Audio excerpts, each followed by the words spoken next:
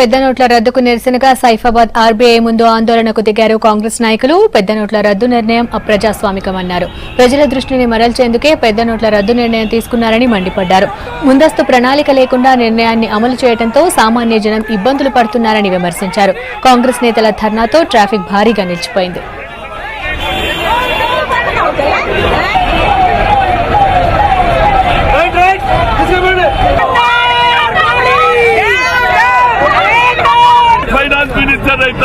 तो मैं एडवाइस करता था प्रधानमंत्री को लगना चाहते और अपना विरोध प्रकट करना चाहते, सड़क पर आना क्या काफी है?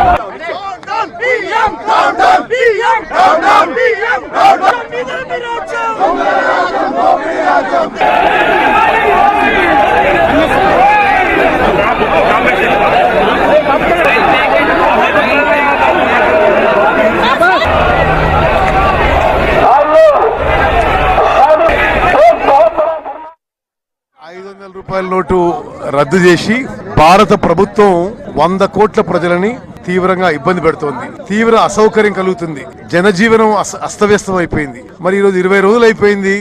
ఇదే పరిస్థితి. కాంగ్రెస్ పార్టీ పిలుపు మేరకు, ఏఐసిసి పిలుపు మేరకు మరి మేము ఈ విధంగా భారత ప్రభుత్వం ఆర్బీఐ అసమర్థత వల్ల సామాన్య ప్రజలు ఇబ్బంది పడుతున్నారు కాబట్టి దానికి